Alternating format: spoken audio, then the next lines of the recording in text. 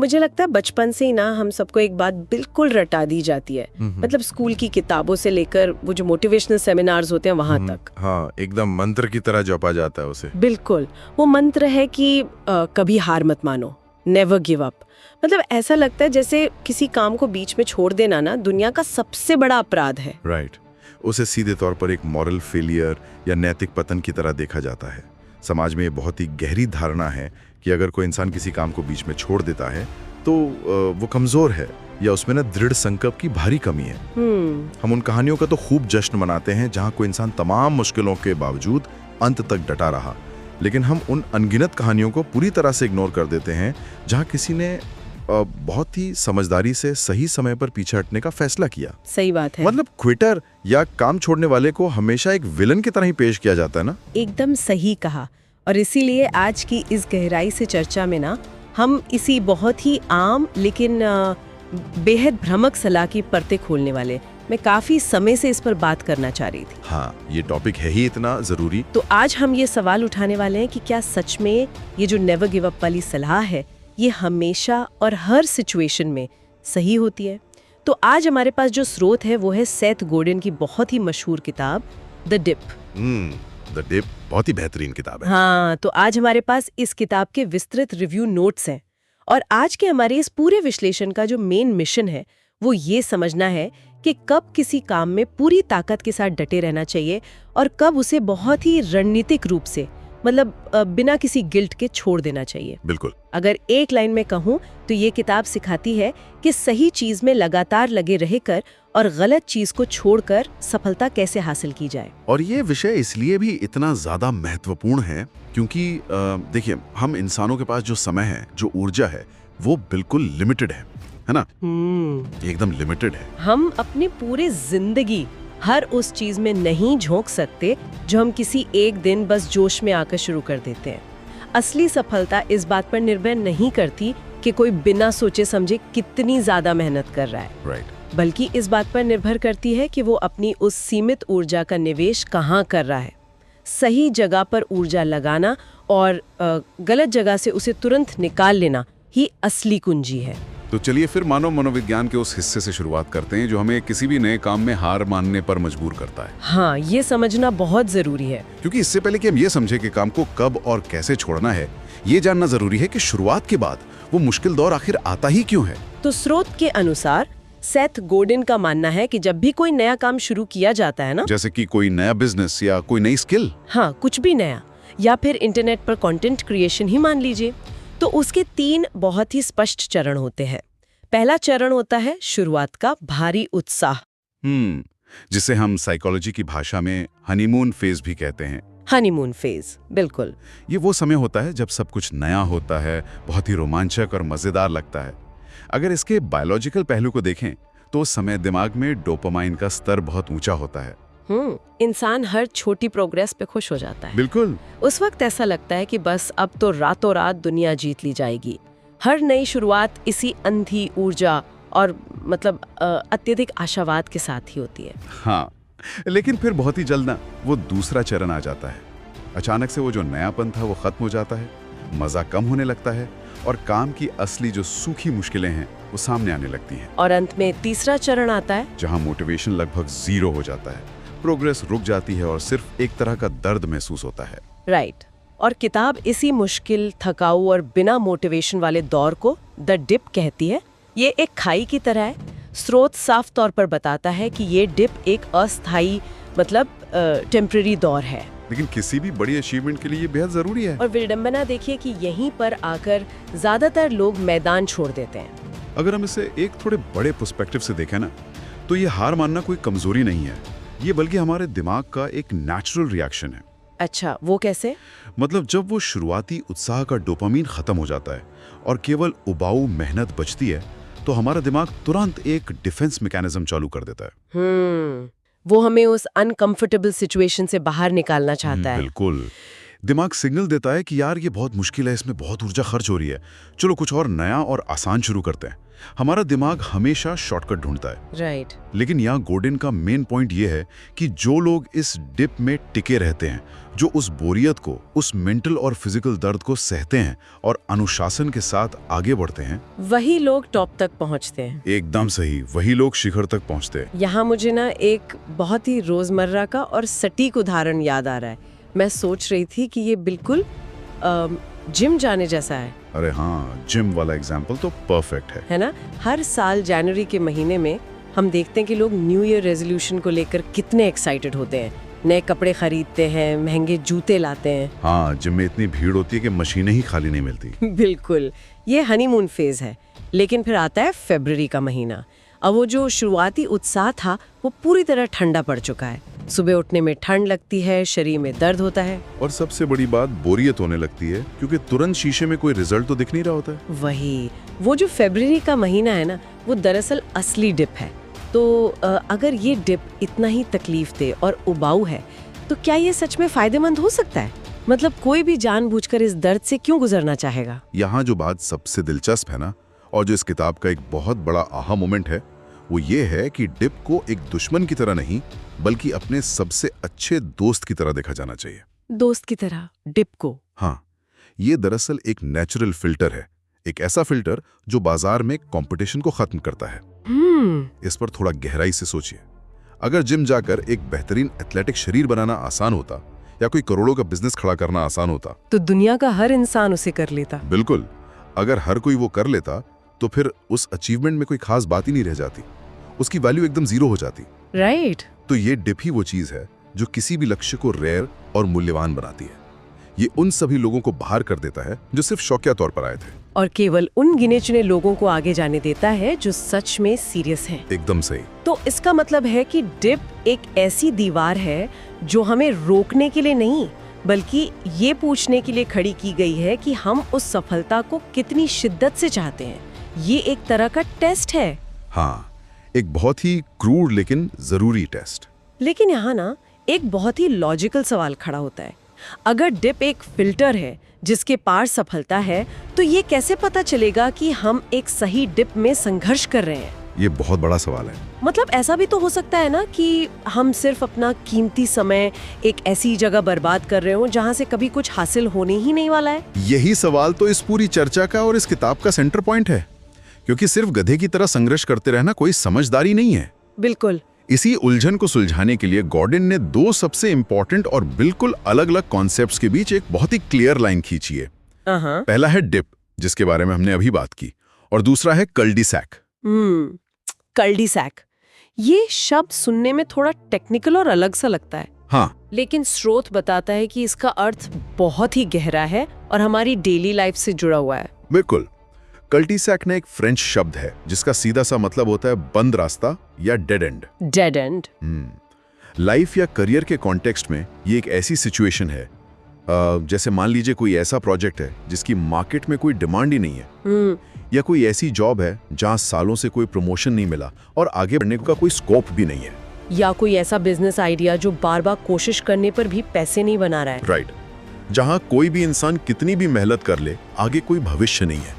ये एक ऐसा कुआं है जिसमें आप पानी डालते रहिए, वो कभी नहीं भरेगा।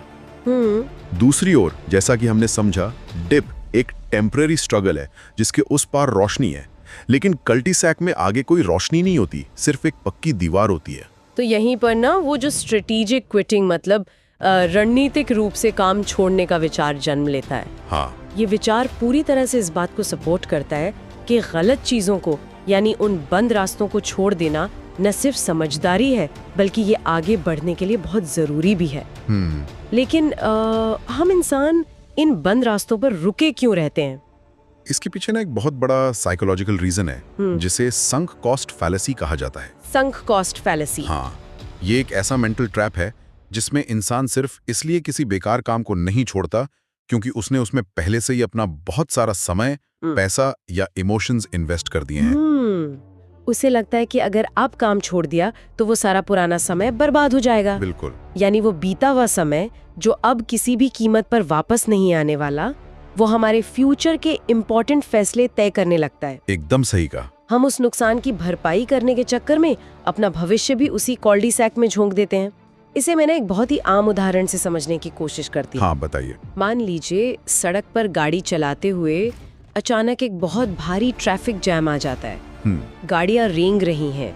अब उस ड्राइवर को कैसे पता चलेगा कि आगे सड़क सच में हमेशा के लिए बंद है, यानी कल्डी सैक है, या बस एक टोल प्लाजा है जिसके बाद रास्ता बिल्कुल साफ और तेज हो जाएगा, यानी द डिप।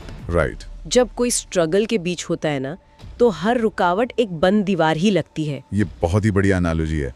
और यहीं पर ये सवाल आता है कि हम कैसे तय करें कि छोड़ना है या नहीं। हाँ, कैसे तय करें? जो लोग विजेता बनते हैं और जो हार मान लेते हैं, उनके बीच का बेसिक डिफरेंस यही है कि विनर्स इमोशंस के आधार पर फैसले नहीं लेते। अच्छा।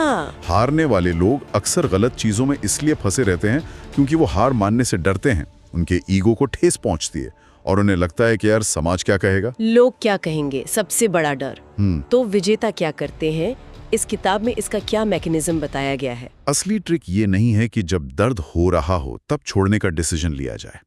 दर्द और डिप के बीच में लिया गया फैसला हमेशा कमजोरी का फैसला होता है। तो फिर कब लेना चाहिए फैसला? असली स्ट्रेटेजिक समझदारी ये है कि किसी भी काम को शुरू करने से पहले ही। हाँ, जब दिमाग बिल्कुल शांत और लॉजिकल स्टेट में हो तब काम छोड़ने की शर्तें यानी क्विटिंग क्राइटेरिया तय कर ली जाएं। ओहो, मतलब शुरुआत करने से पहले ही अपना एग्जिट प्लान रेडी रखना। बिल्कुल।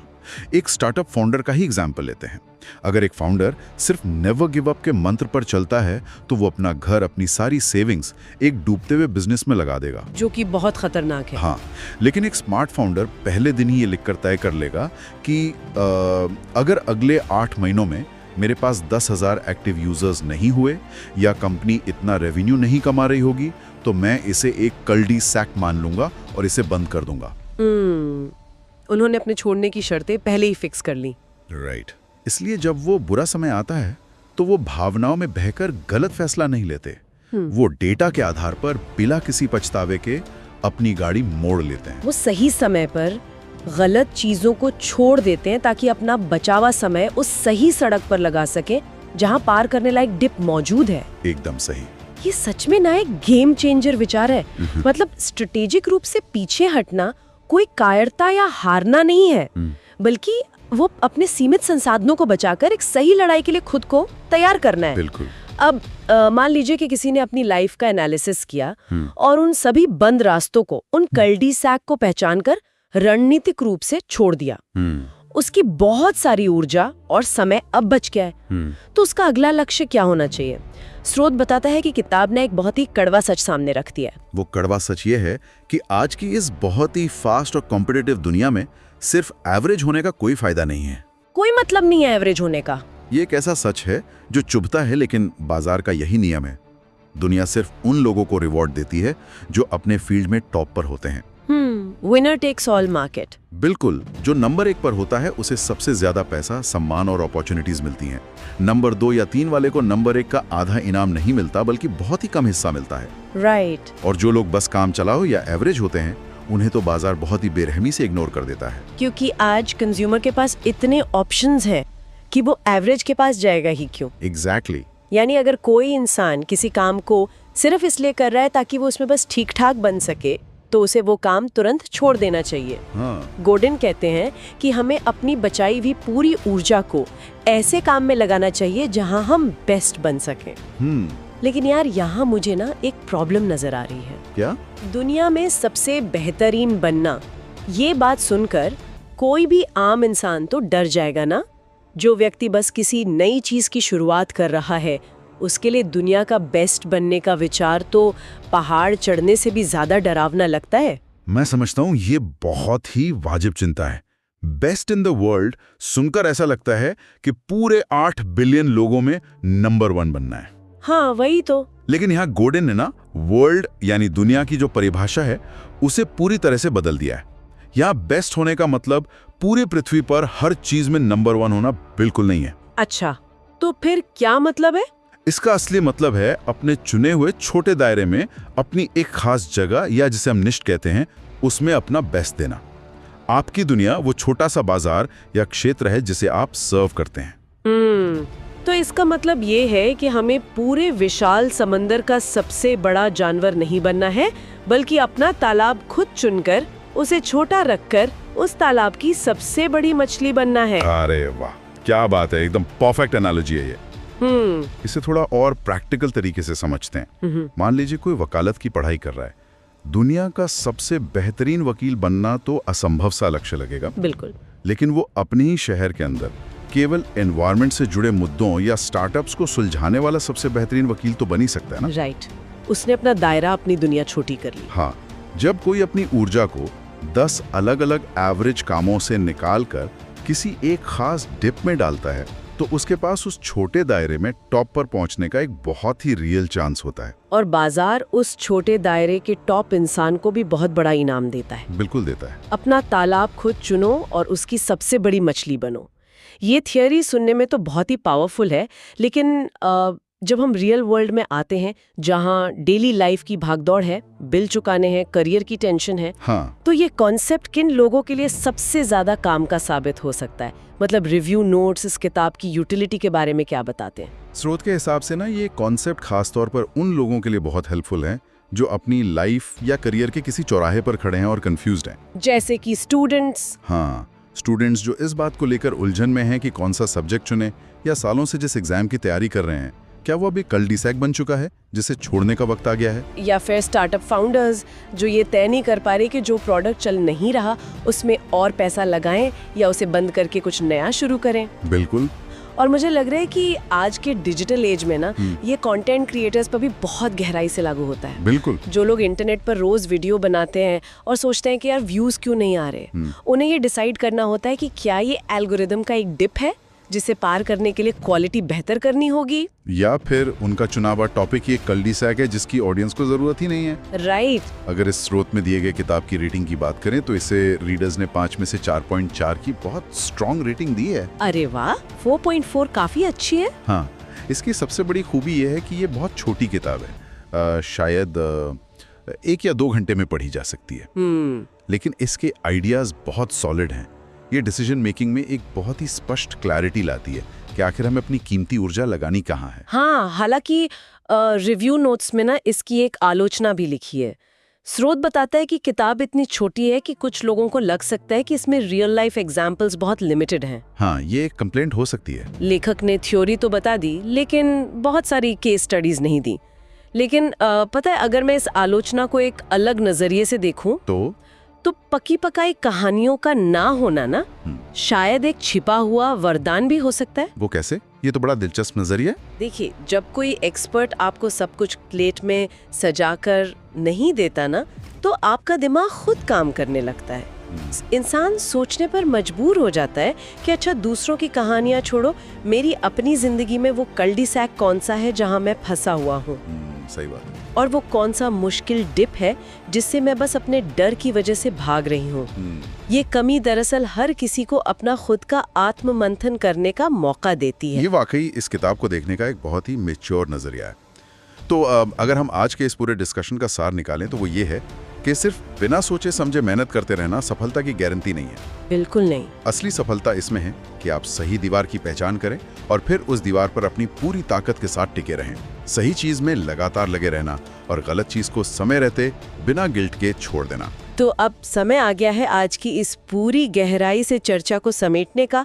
आज हमने ये समझा कि कभी हार मत मानो वाली सलाह ना अपने आप में बहुत अधूरी और खतरनाक हो सकती है अगर उसे बिना सोचे समझे अप्लाई किया जाए। हाँ, हमने डिप और कल्डी सैक के बीच का अंतर समझा, हमने संक कॉस्ट फैलेसी को पहचाना और ये जाना कि स्ट्रेटेजिक क्विटिंग कोई कायरता नहीं है बल्कि जीतने की दिशा में एक कदम है। और वो अपनी ऊर्जा बचाकर छोटे तालाब की बड़ी मछली बनने वाला कॉन्सेप्ट भी बहुत जरूरी था। बिल्कुल। और अब इसे खत्म करने से पहले ना मैं चाहती हूँ कि सोचने के लिए एक नया और थोड़े अजीब सवाल पर हम विचार करें। बताइए। हमने उन बंद रास्तों की तो बहुत बात की जो दर्दनाक होते हैं, लेकिन क्या होगा अगर हम अपनी जो सो कॉल्ड सफलताओं को ध्यान से देखें? मतलब एक अच्छी खासी जॉब जहां सैलरी तो बढ़िया आती है लेकिन सीखने को कुछ नया नहीं मिल रहा, क्या वो एक लग्जरियस कल्डी सैक यानी एक बहुत ही आरामदायक बंद रास्ता नहीं है? क्या ये आरामदायक सफलताएं ही वो असल दीवारें तो नहीं जो हमें हमारी जिंदगी के सबसे महान डिप की खोज करने से रोक रही हैं? यार ये सचमुच रातों की नींद उड़ा देने वाला सवाल है। सबसे खतरनाक बंद रास्ते शायद वही होते हैं जिनमें मखमली कालीन बिछे होते हैं। बिल्कुल।